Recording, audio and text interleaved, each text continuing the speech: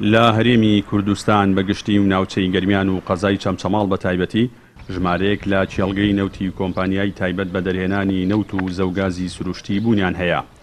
ئەوەی جێگەی سەرنجی پسپۆڕانی بوارەکەی ئەوەیە کە لەگەڵ زۆربوونی ژماری بیرە نەوتیەکان و کۆمپانیاکان لە سنووری قەزای چەمچەماڵ و ناحیەکانی دەوروبەریدا ئەوە مەترسی لەسەر تەندروستی هاوڵاتیان لەلایەک و ژینگەی ناوچەکە لەلایەکی دیکەوە دروست دەبێت.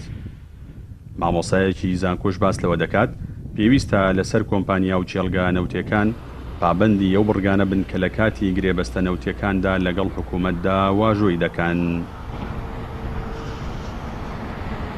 تا ڕادێک بە زانستیانە نەتوانراوە کار لەگەڵ ژینگەیە بکرێت یاخۆ لایەنە ژینگەیەکان ڕەچاو بکرێت بە شێوەیەکی زانستیانە بە تایبەتی لە کاتی دەرهێنان یاخۆ دوای دەرهێنان ئەمانە بۆتە هۆی پیسکردنی ژینگە.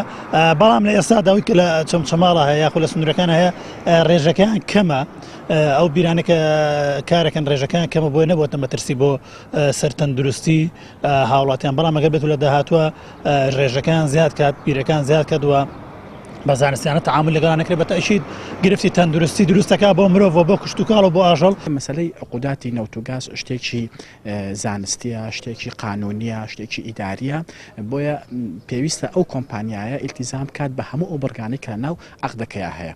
ئەمە ئەبێ حکوومەت خۆی چاودێر بێت بەسەر کۆمپانیاکەوە تا چەندێک ئیلتیزامی هەیە بە بڕەکانی ناو عەقدەکەوە.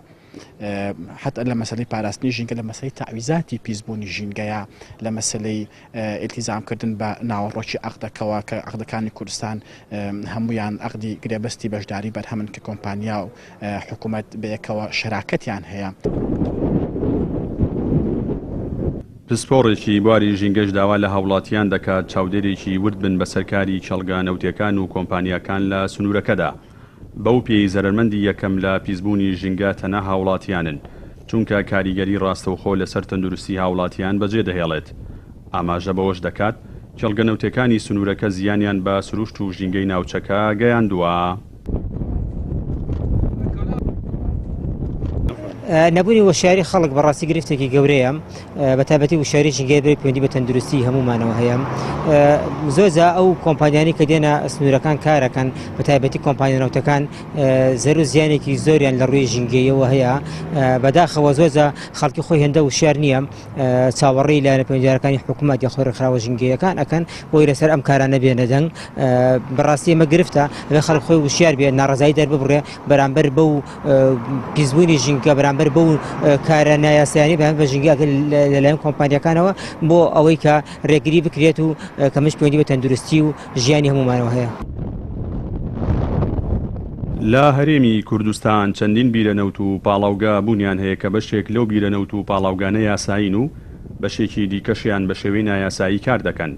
بە جۆرەی زانیاریەکانی ژمارەیەکی زۆر لە بیرەنەوتیەکان و پاڵاوگەکانیش پشکی چەندین بەرپرسی باڵای هەردوو حیزبی دەسەڵاتداری تێدایە.